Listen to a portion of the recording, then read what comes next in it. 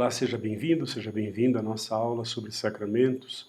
E antes de começar mesmo a falar sobre sacramentos, eu gostaria de lembrar na aula passada que nós já dissemos que os sacramentos eles são a forma mais concreta da presença de Cristo no nosso meio. É o meio mais eficaz da presença de Cristo, é o meio mais eficaz de santificação que nós temos. Se alguém quer se santificar,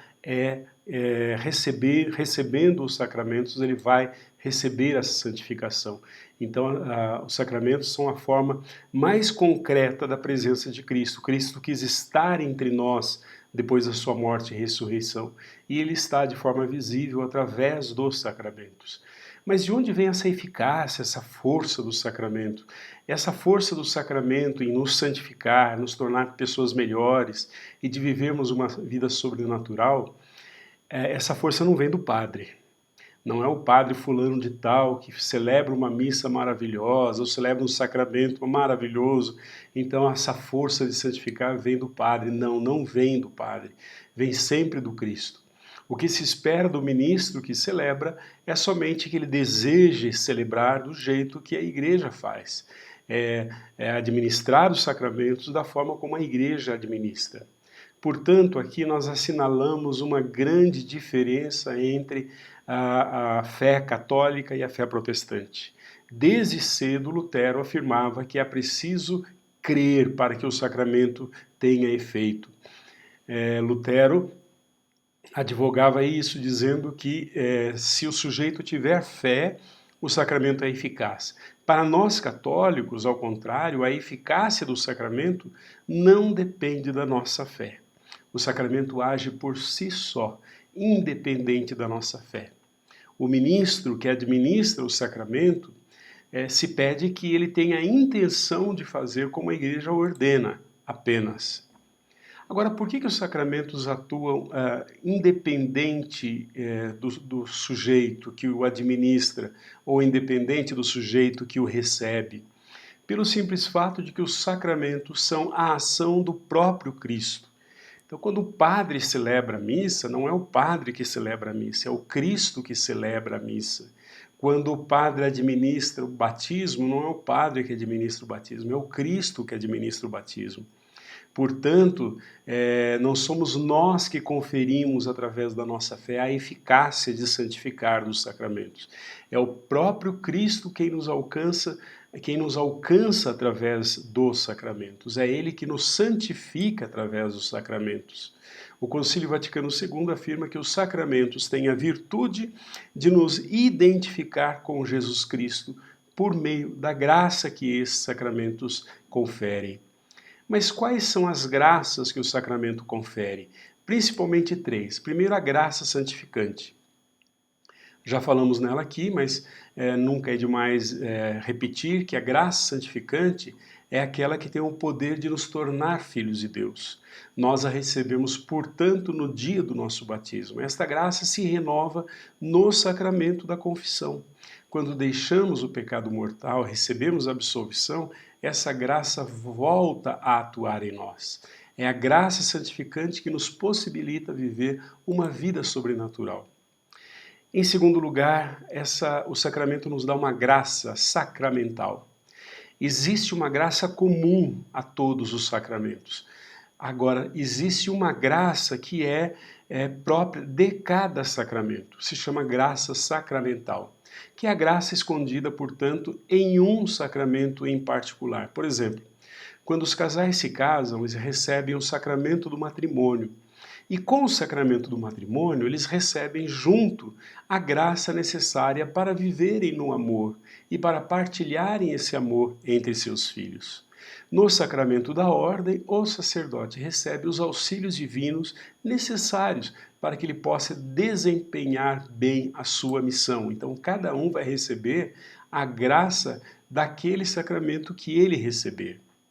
Em terceiro lugar, a terceira graça que o sacramento nos dá é que ela imprime caráter. A palavra caráter, o que significa a palavra caráter? Caráter não significa ser uma boa ou má pessoa. Caráter significa marca. É uma marca que nunca desaparece na alma. Os sacramentos que imprimem caráter só podem ser recebidos uma vez só na vida, como o batismo, a confirmação e a ordem. A Sagrada Escritura chama isso de selo, o selo do Espírito Santo na alma. Nada pode tirar aquele selo na alma do fiel. Agora eu vou falar um pouquinho sobre a validade e a licitude do sacramento. O sacramento válido é aquele que foi realizado como deve ser realizado e recebido como deve ser recebido. Então, se foi bem administrado, se foi bem recebido, aquele sacramento é válido. Por exemplo, eu realmente recebi o Cristo, o sacramento da Eucaristia, o Cristo na Eucaristia, se houve a devida consagração do pão e do vinho por um ministro ordenado. Se ele repetiu as mesmas palavras que se diz na missa, enfim, se fez tudo direitinho, então aquele sacramento houve. O pão se transforma no corpo e o vinho se transforma no sangue de Cristo. Agora, se por exemplo o padre não é padre, ou o celebrante consagrou, um padre mesmo, celebrou uma broa de milho ao invés de um pão de trigo, como ordena a liturgia, então o sacramento não aconteceu, não houve sacramento. Sacramento lícito, por sua vez, é aquele que, além de ser válido, foi recebido com as condições necessárias. Por exemplo, para o batismo foi utilizada a água, e junto com a água as palavras: eu te batizo em nome do Pai, do Filho e do Espírito Santo. No entanto, o batismo, se o batismo foi feito por um leigo que batizou sem que fosse em perigo de morte, sei lá, ele trabalha no hospital, mas a criança não tá mal, ele pega e batiza.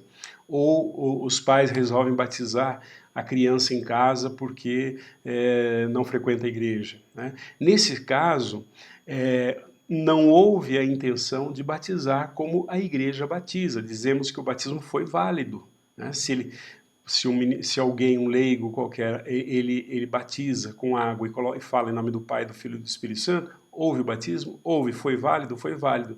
Porém, ilícito. O ministro do sacramento, isto é, quem pode administrá-lo validamente, é o ministro ordenado para isso, ou seja, ou o padre ou o bispo. Mas o ministro, além do poder de administrar o sacramento, ele precisa também utilizar a matéria e a forma que são prescritas àquele sacramento. E como nós já falamos anteriormente, a matéria se refere ao objeto, como o pão, o vinho, né, a água no batismo. A forma se refere às palavras que são ditas por ele. Portanto, o ministro do sacramento é o sacerdote ordenado.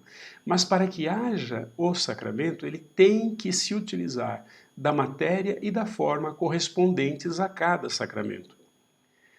E quanto às disposições interiores do sacerdote, não conta a espiritualidade dele, o estado da alma dele? Não, não conta. Se ele não estiver na graça e nem na santidade, o sacramento pode acontecer? Sim, pode acontecer. Porque, como já disse, o sacramento só depende de Cristo para acontecer, e não da situação subjetiva de quem o administra. E quem recebe os sacramentos, como deve recebê-lo validamente? Em primeiro lugar, só pode receber validamente um sacramento uma pessoa viva. Um morto não pode receber sacramentos. Aconteceu comigo uma vez, uma senhora não era frequentadora de igreja, portanto não sabia. Depois que o seu filho morreu, ela pediu que eu fosse lá batizar o filho. Isso é possível? Não, já que todos os sacramentos, eles aumentam a graça na alma de quem os recebe.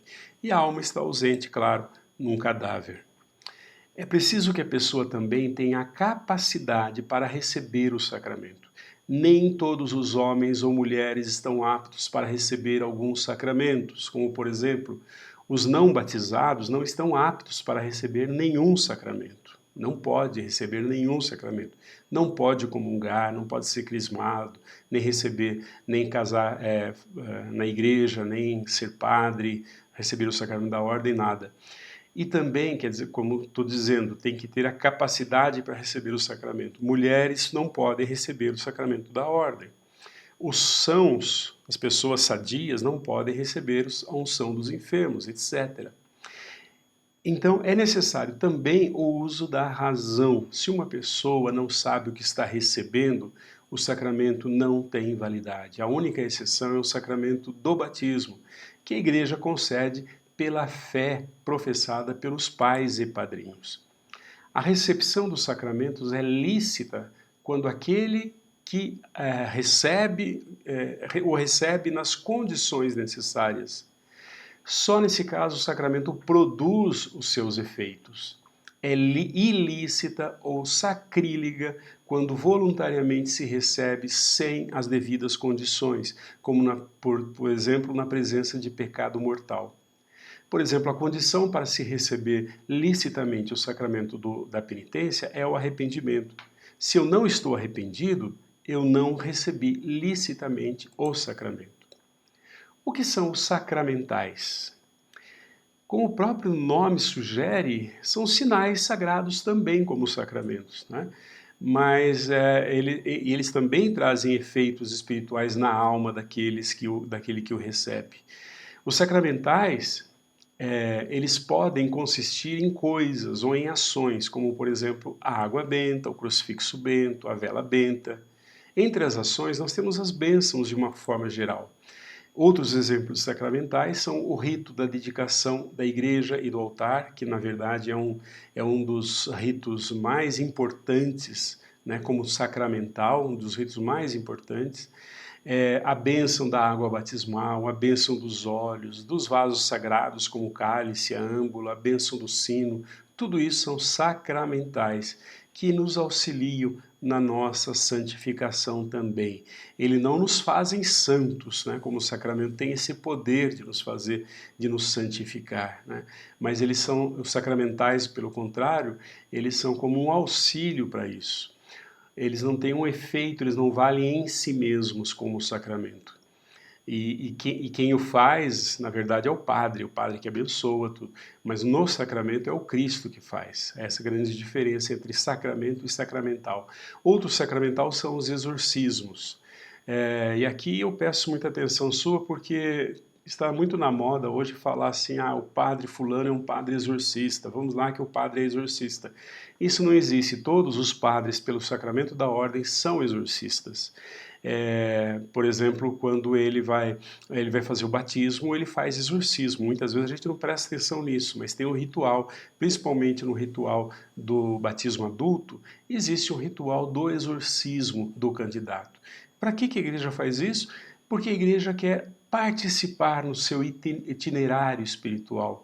A igreja quer simbolizar com isso que ela está ali com você na luta contra os espíritos malignos, contra a força maligna que se investe contra o cristão. Então, o exorcismo seria a oração da igreja para auxiliar o batizado nessa batalha. O exorcismo também pode ser realizado com a finalidade de libertar pessoas possessas, mas nesse caso só pode ser praticado por um sacerdote com uma licença expressa do bispo. Se ele fizer isso sem a licença do bispo, é válido, mas é ilícito. É válido porque ele tem, pelo sacramento da ordem, esse poder, mas é ilícito porque ele não tem a licença expressa do bispo. As exéquias são também um sacramental, né, com a finalidade de fortalecer a realidade pascal, a fim de que o fiel que participou da morte de Cristo pelo batismo participe igualmente da sua ressurreição. As exéquias representam a Páscoa do cristão, a sua passagem desse mundo para a casa do Pai. Então, ficamos por aqui. Nas próximas aulas, nos próximos encontros, vamos falar sobre cada um dos 7 sacramentos. Te vejo até lá.